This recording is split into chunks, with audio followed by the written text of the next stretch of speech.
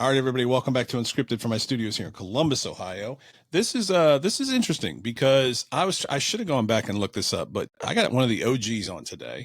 Have you been on twice, or is this the second time? This is the second time. I think I was one of your first, either 5 or the first. I know I was one in the first 10. You were in the first 5, I believe. I think I was in your first 5. Right. Yeah, it's come around. I've gone back and forth on the logo, and it's waves. People can't see it, and it's the whole idea of just kind of handling the waves.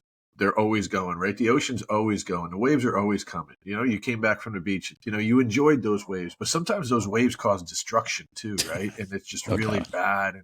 And sometimes the waves are calm, and it's just calming, right? And that's the beauty of for me, the mind is kind of the same thing with the waves, right? Sometimes our mind is it's destructive, and it tells us things that aren't real. And then other times you're going through some tough stuff, and you're like, man, why am I feeling good about this? It's because your mind is there protecting you. Well, I hate to quote the great philosopher Garth Brooks, but you got to choose to chance the rapids and dare to dance the tides. And, to your point, I was at the beach last week and went and made my way out in the water, and it wasn't the first wave that got me. It was the second one, but it literally took me out. I mean, took me out. So it wasn't one of my better moments, and I'm sure everybody on the beach really appreciated and enjoyed it. I did not, but I could have just sat there on the beach the whole time and just watched the beautiful calming waves and read a book and had a wonderful vacation. But sometimes you got to choose to chance the rapids and dare to dance the tides. 100%. You got to challenge yourself. You got to see where you're at sometimes, right? And sometimes you're going to fail, right? You passed the first wave, you failed the second wave. I just wrote this. This is why I was a little delayed. I'm writing my second workbook, and literally it was, what are you going to do when you fall? Mm-hmm. And the thing that I'm going to have people write is, what did you learn from that? Yeah. Everybody tells you to get up. Mm-hmm. Yeah, that's easy. Get up. But what did you learn from that?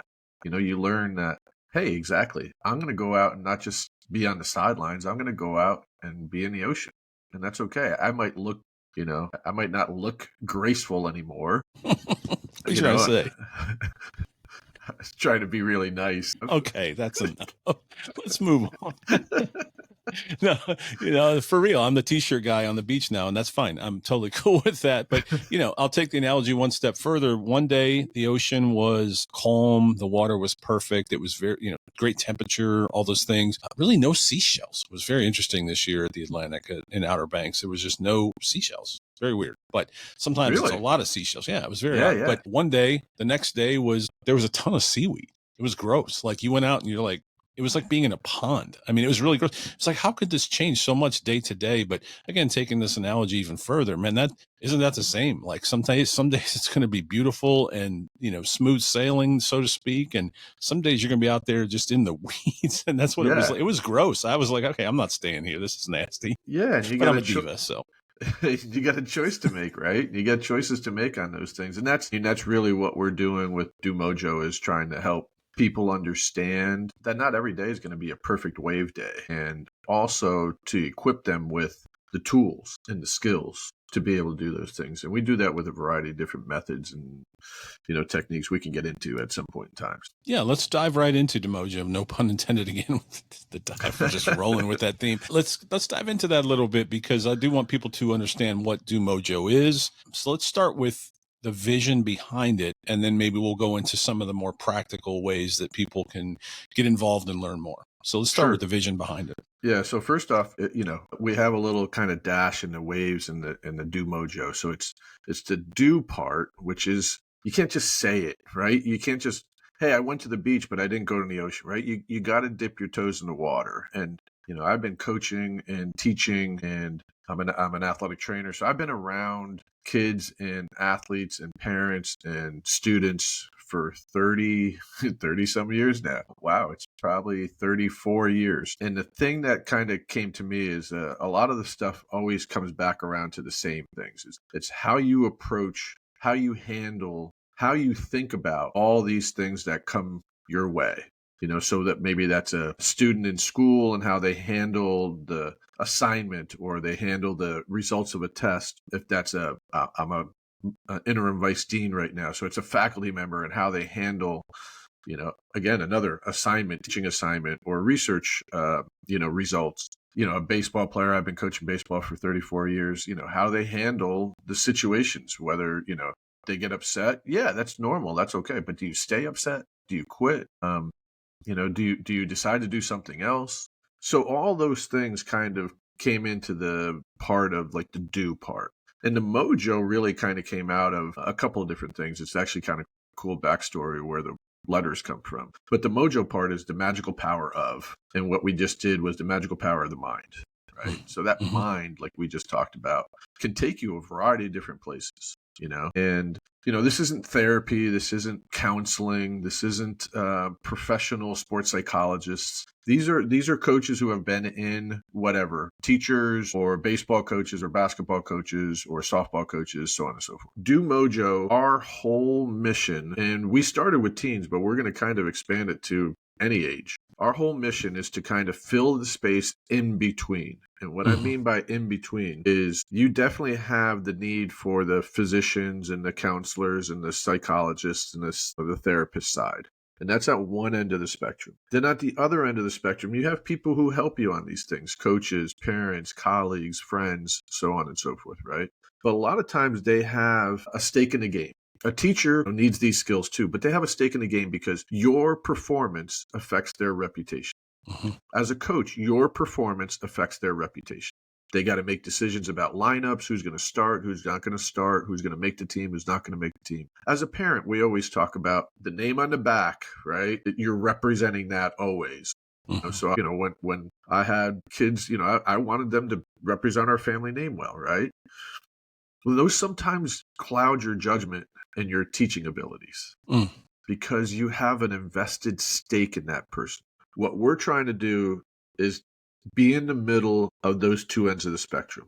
Be a non-judgmental group that can help to guide, that can help provide some ideas and advice, some skills relative to mindset training. And we do that through our experiences ourselves. We have a group of younger, basically recent college grads who have been through it, at various levels of sports. And then we have a group of, I would say, seasoned veterans that, that were, 50 and above. And we've been either parenting or coaching or teaching, or a combination of those two things or three things for several years. And what we try to do is create an environment where we do those types of coaching sessions. So I think of it as executive coaching. And again, we started with the teens, but we're going to expand to parents and, adults, essentially.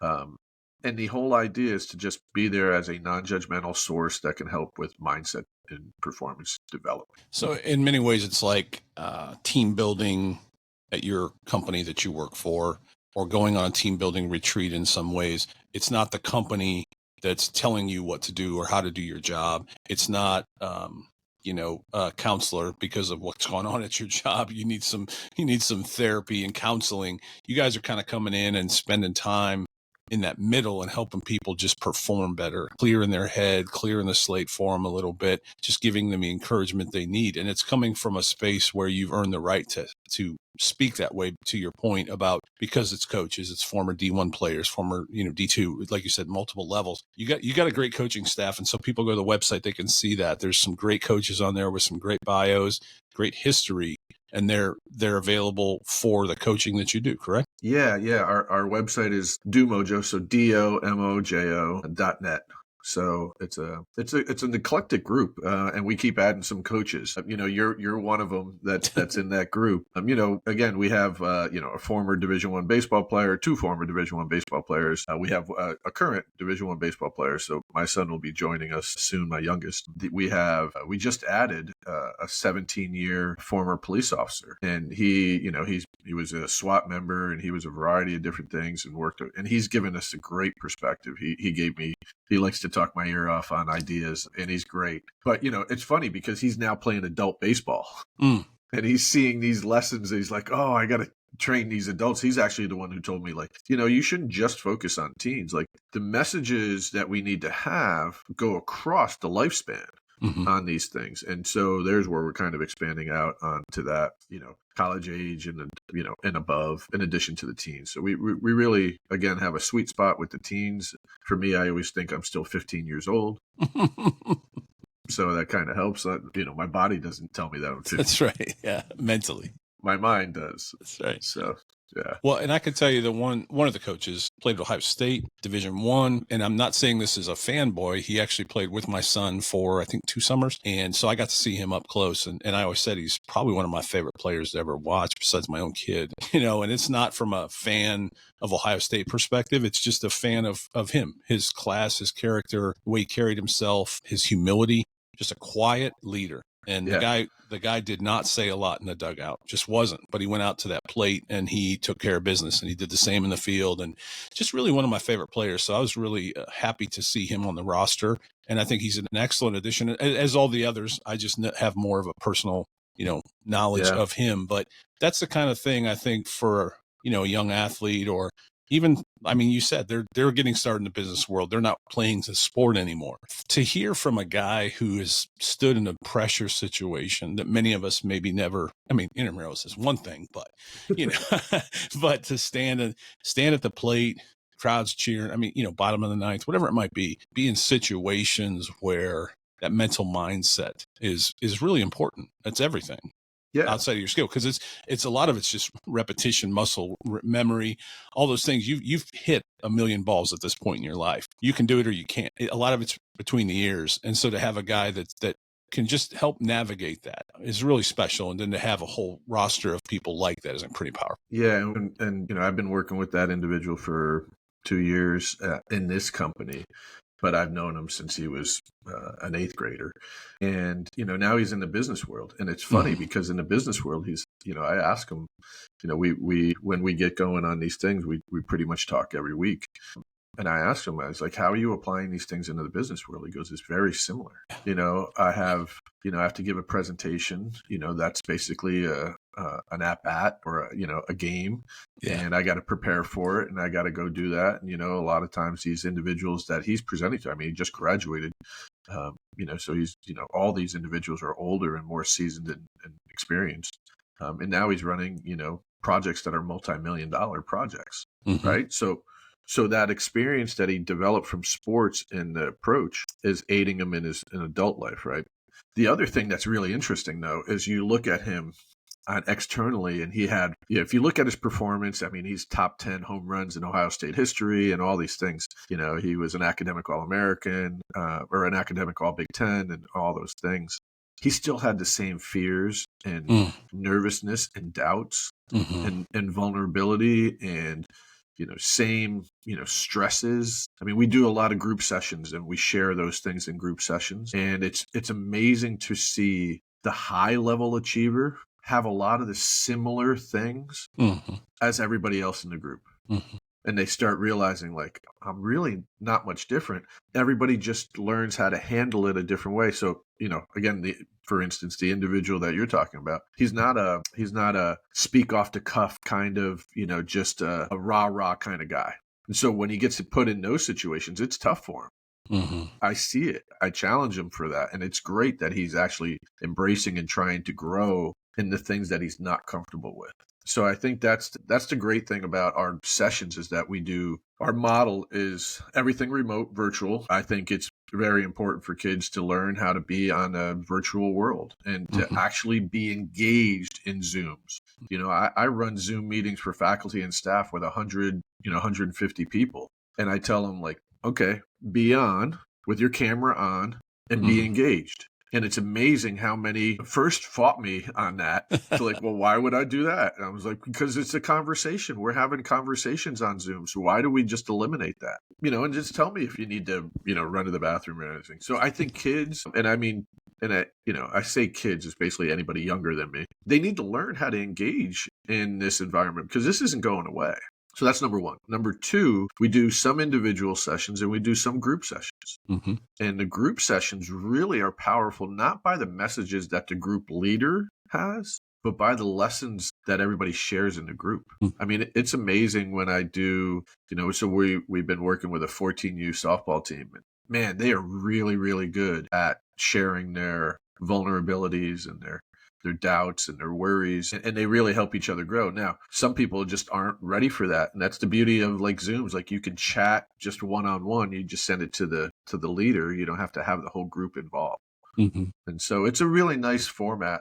My original thought was we were going to do a lot of individual sessions, and we still do. And everybody always wants, oh, I don't want a group. I don't want a group. My son or my daughter really need individual sessions. And I say, okay. But the first time that somebody does a group, they go, oh, they're thinking the same way I'm thinking. Yeah. Yeah. And that is so powerful. And then we just kind of teach those lessons and the skills with the group setting.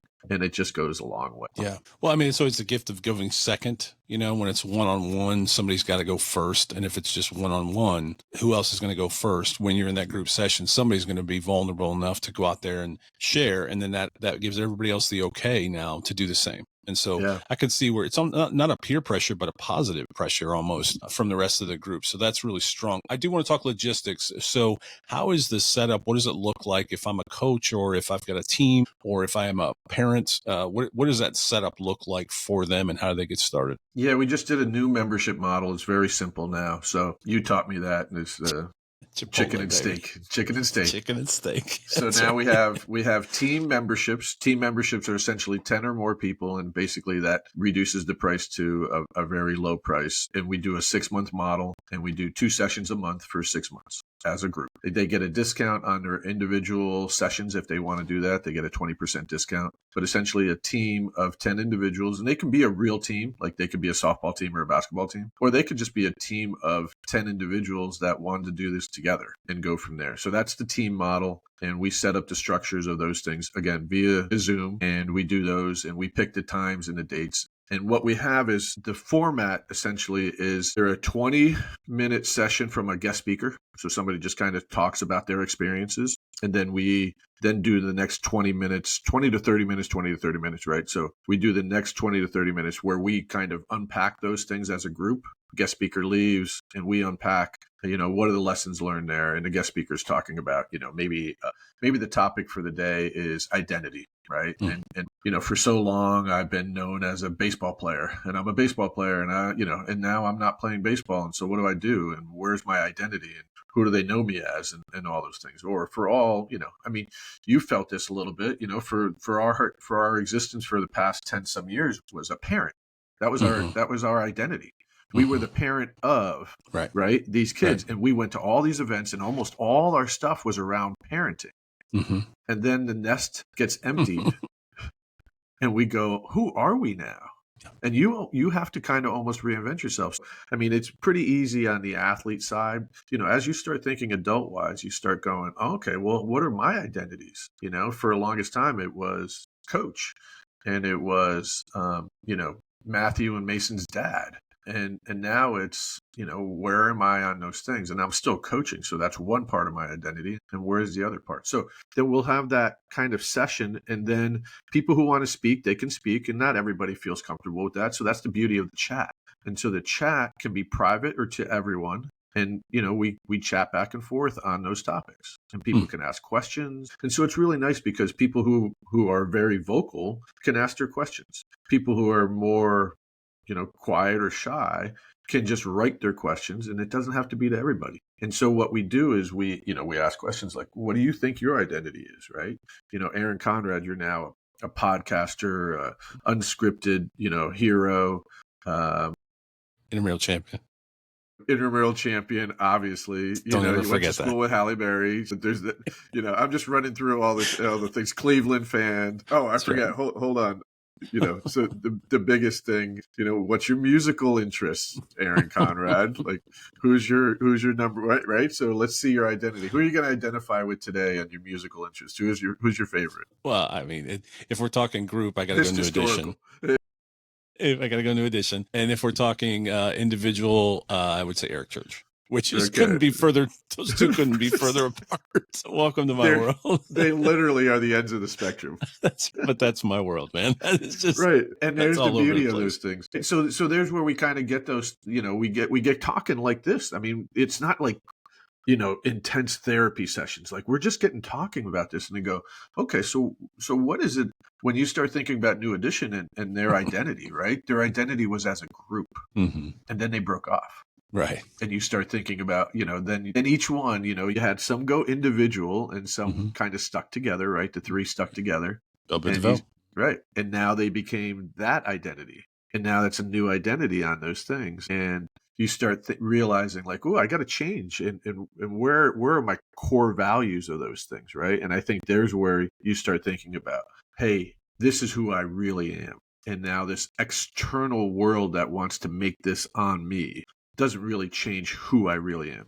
I had a great discussion with my older son this weekend. He just finished college and he's trying to figure out where he's going to kind of go. But one of the things that he's not worried about, which I see a lot of people who just finished college, he's not worried about what his rank in the success world is on social media. Number one, because he's not on social media. Number two, because he does not find value in external validation by awards and presentations and financial. He's like, I want to build some things. I want to make stuff that lasts. I was like, hey, that's great. So he's a writer. Those words last for a lifetime. And I'm like, you're building that. Go publish it. Go put that out there. And he's starting to think about those things. But he also wants to build stuff that, people use. So, houses or, be an electrician or be a plumber or be a general contractor. Like, I have no problem with that. Sure. Yeah. Whatever you're going to do, the lessons that we give are pretty simple. Whatever you're going to do, try to do it well. If you do it well, you'll figure out how to make a living off of it. I'm not saying you're going to be rich in financial, but you'll be rich in everything else that you value.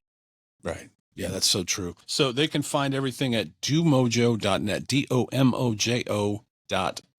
Everything's there on the website, including prices. Can they contact you there too? I believe there's a form. They can get in touch with you if they have more questions. I want to move now to Ripple Baseball because I'm seeing the back of your hat right now. Yeah, let me your flip it logo around. on it. And if you flip it around there, you've got a little logo for Ripple Baseball, which is coming on the scene. It's brand new to the scene, I believe. I think they've been doing some, Ryan Clark has been doing some individual teaching and coaching now for a while. And so now they're dipping their toe in baseball. So can we just talk quickly about Ripple Baseball and what's your involvement? Yeah, and just, I needed to stay coaching something, but my day job just kind of precluded me from doing that with the high schools, and my son's playing college baseball, so I'm trying to travel all around. So I try to help out. I do mindset training for that team, and it's not just for that team. I'll do, variety of teams. Like, I'm not only Ripple Baseball, but Ripple Baseball is Ryan Clark's development. It's a primarily focused on player development. Now Ryan pitched, in minor leagues and was drafted and did all those things. So he's got a pitcher kind of focus, but he's got a good group of people around him who do the hitting and who do the fielding and so on and so forth. Yeah, the whole focus is on player development, not necessarily showcase, not necessarily placement in college and all those things, because you don't get to those showcases and placement in college if you don't have player development. And my part of that player development is really the mindset part. And that's a tricky skill to kind of work on with 14-year-olds. Yeah. Yeah. Right. 100%. So you can find them at ripplebaseball.com. Is that correct? Ripplebaseball.com? Yeah. And it's a nice group. We're not trying to become multiple facilities all over the place and have, 30 plus teams and all those types of things. We want to know the names of our kids. We want them to develop. We want to cross train them. 14-year-olds play with 15-year-olds and 15-year-olds play across teams. We're not going to have an A team and a B team. And that, this is the college showcase team. And this is the, not the college showcase team. Like, we want kids to play across. Like if an individual, like we don't have pitcher onlys. We just call it a pitcher preferred or a pitcher priority. Like we still want pitchers to hit and be athletes and enjoy the game. So they may pitch on one team and go play the field and hit on another team. And we kind of set those things up so that, they're not just kind of competing against each other. We'll have potential off weekends for the 14-year-olds so that they can play 15-year-olds and they can play up and they can do those things. And also so that you experienced this, and we just talked about this, so somebody can take a week off in the summer and go on vacation. And the team doesn't get affected because now we have another group of people that we can call from, right?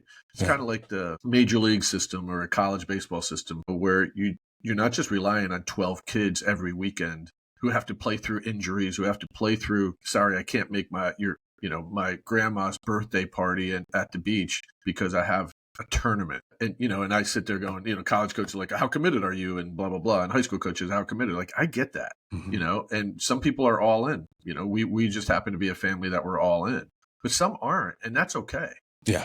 But we Yeah. need to have them who aren't all in not affect whether the team can actually play the games or not. And so that's the system that we're trying to do. Well, and to brag on Ryan, my son grew exponentially with him under his coaching, under his training. Austin was a different pitcher and really enjoyed being with Ryan. I mean, it was just a great time when he learned a lot from him, and just, I don't know what they did in the lab, but Austin became a much better pitcher with Ryan. So that's one thing. The other thing I would tell you is a funny story is, I don't know if you remember this, but one summer we decided Ryan was still working out and he was pumping, I don't know, 99, 95. I don't know. He was throwing heat. And so we took 5 different random people, and we took someone from the front desk. We took Cammie Prantle, now Uxley, who was played Division I at Ohio State. Very decorated career there. Marcus Williams from Ohio State's training crew. And then my son. We did this challenge if anybody could get a hit off of Ryan Clark. And so the first 4 went and nobody got a hit. Actually,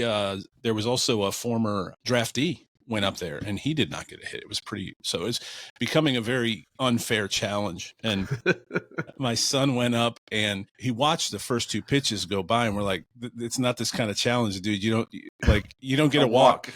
You don't get a walk, man. You got to get a hit. You got to swing the bat, bro. And then he was a pitcher only. And so down to his last throw, and somehow Austin made contact and the place went nuts. I mean, still got a video of it. It was pretty funny. Of course, Austin, who's probably one of the most quiet people you'll ever meet in your life, did a little bat flip action. It was pretty funny. It was a lot of fun. That was a lot of fun. And Ryan was a good sport about it. But, yeah, great guy.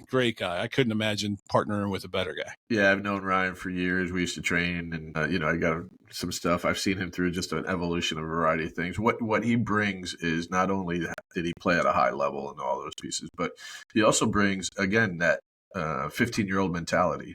He still has that, what it feels like. And we just did our first year of the team. They're actually playing today. And then we just did our first tryouts for the second team. And, there's tough things. And I'm just kind of, bringing in my things to him and all those pieces. And at the end of the day, he kind of stood his ground. He goes, look, we are a player development focused program. Yes, some of our players are developed. Some of our parents are challenging. And so, he's like, well, I need to help them develop also. I told him, my kind of go-to line is, as I got further in my travel ball career, I stopped recruiting players. I started recruiting good parents. Mm-hmm. Absolutely. 100%. And good parents make the world of difference. Players, skill levels, and all those things you can kind of deal with, but good parents. So he stuck with his guns about player development. And I was like, all right, you're going to deal with some things that you are going to be uncomfortable. And he's like, yeah, that's part of player development. So he's great about that. And he's still, I mean, it's funny. He'll be like, oh yeah, I'm just going to throw easy today. He's like 83, 85. I was like, oh yeah, that's easy. Yeah. I can't even reach 60 feet anymore. That's right. The dude could absolutely bring it. He could bring it. Yeah. All right. So ripplebaseball.com, domojo.net. And the last thing we want to talk about before we get out of here is your podcast. So you have a podcast that covers a lot of these things, does interviews similar to what you have talked about in the first segment there. And so they go very much hand in hand. You do a solo, and then you also do an interview like this one with another person. You do those kind of every other week. You put out those. So can you just talk about Raising a Ball Player podcast? Yeah, Raising a Ball Player kind of came out of this idea of, all right, how many more people need to hear some of the same stories about what college coaches talk about, what parents talk about, what high school coaches talk about, and we all have these conversations outside of this, right? Mm-hmm. Like, I wish they knew this. I wish they knew that, right? You know this with your kids. The second time around is much easier than the first time around because you start realizing what you actually needed to worry about and what you didn't need to worry about. And that's what Raising a Ball Player is. And Raising a Ball Player, the ball player, you could hear it in the first podcast, the ball player is whatever they're passionate about. So whether that's football, basketball, baseball, it could be mathematics, it could be chess, it could be theater, it could be business, the stock market, whatever anybody's passionate about, these things kind of come in. So yeah, I do a less than 10-minute rant solo, and those are the even numbers. And then the odd numbers, less than 30 minutes with a guest. And we basically go down through kind of a list, and I got my list right here, what's their origin story. And it's funny, everybody's origin story, what I thought was going to be really unique, but everybody's got hurdles. Everybody's got things that they've had to overcome. Not everybody comes from, a golden spoon in their mouth and blah, blah, blah. Right. And then it's, we give, what's your biggest advice? Why do you do this? Why do you, what's your, if you could go back and tell yourself or tell your kids all over again, what are the things that are valuable? And you hear a common themes of values and process focused and, trying to make sure that you have good work ethic and just being a good person. It's amazing the lessons that you hear. For me, every time I hear somebody else say it, I start hearing my father and my mother kind of like say the same thing. And it's just amazing what other things I hear when people are saying those things back to me. And we do all different ages. Like I just did one, recent college grad who's now playing professional lacrosse. We've done coaches, I've done administrators and athletic director who's been around the sports scene in high school for 40 plus years. And now he's seeing it from the grandfather side of things. And it's just amazing, so I go back and I listen to the episodes just really to hear the messages again.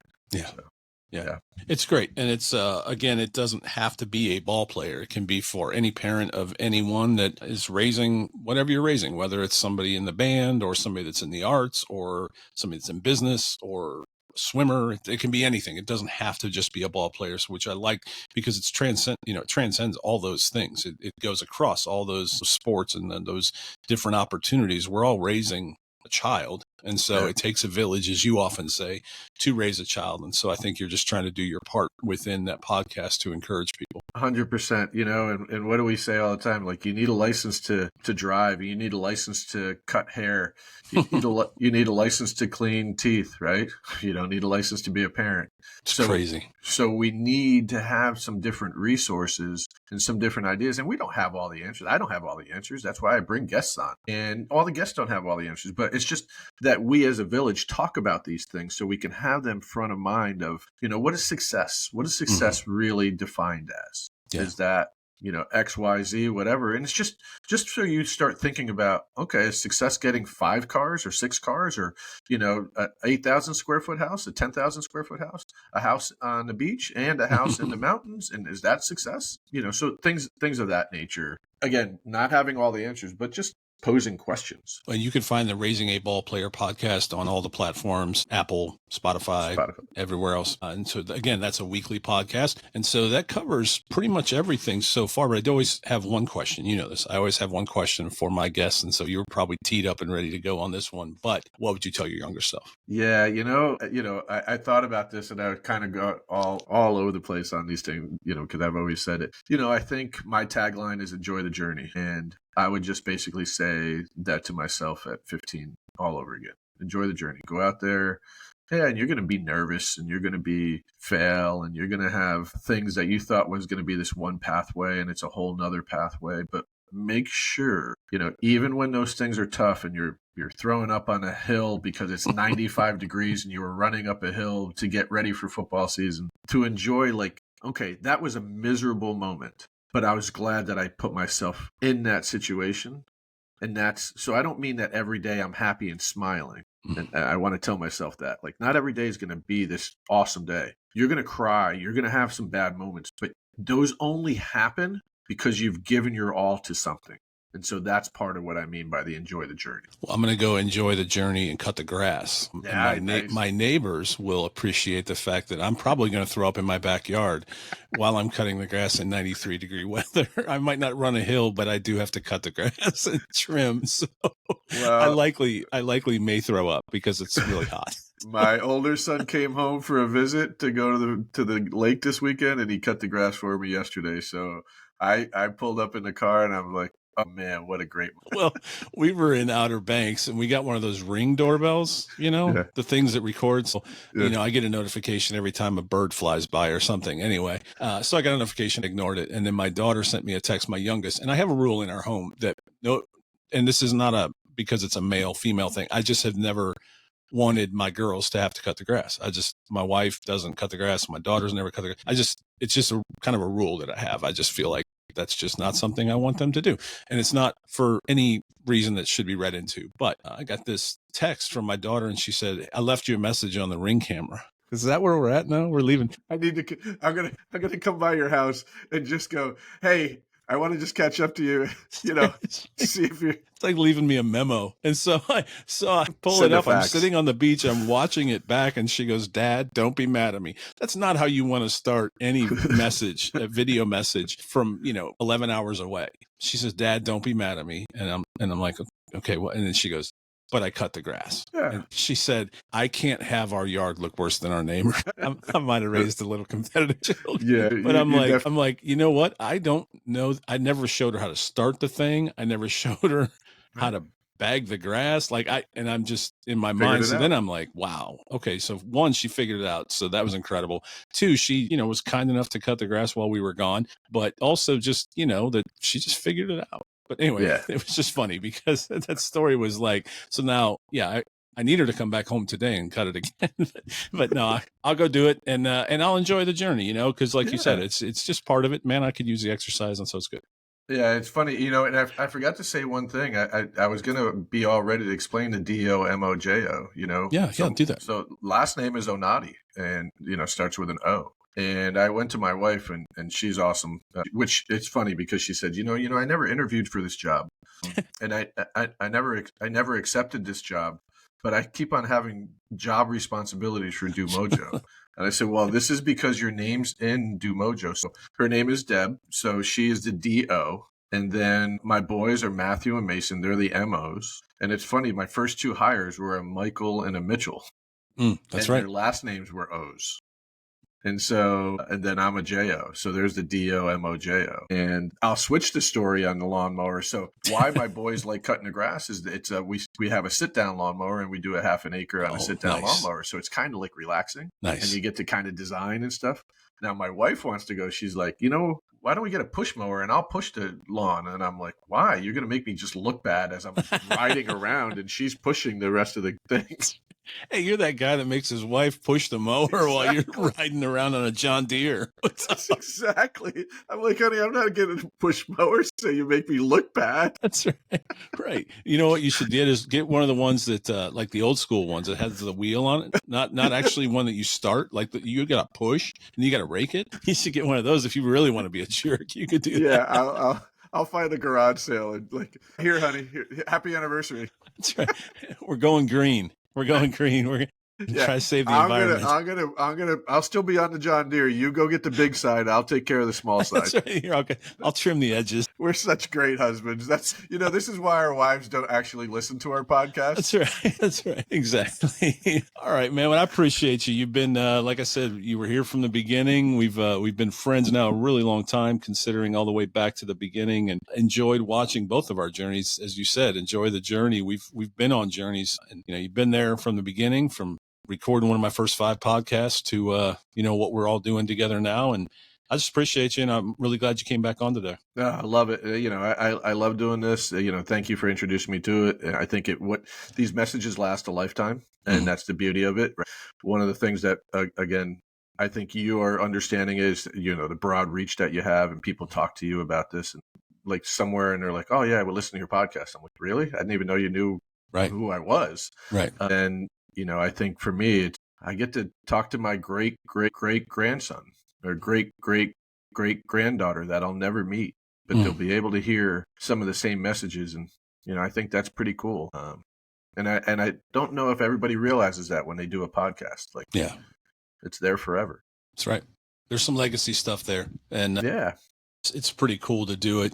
I've never written that book that I keep saying I'm going to write and finish, and I've never got it done. But in many ways, I do it every time I record a podcast. So exactly, and I get to be with just great people like yourself. So last time, domojo.net, DOMOJO.net,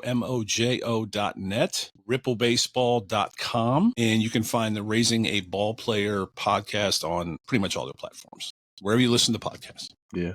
Yeah. All right. Well, Sounds Jimmy, good, you bud. probably got to coach a game, I think you said. So you go do that. I'm going to go tackle this yard. And if you don't hear from me, you may want to call the EMS. Yeah. We're supposed to get check together sometime soon. So if I don't hear from you, then looks like I'm just going to get together with your wife and kids. Just do a wellness check. Do a wellness check tonight and make sure I made it through. So, I'll leave a message on your ring. Yeah, there you go. I'll leave you a voicemail on the ring and let you know I made it through. Okay. I'll write you a letter. It'll come in a week. There you go. Well, good luck to you. Thank you, my friend, and we'll talk soon. All right, brother. Talk to you.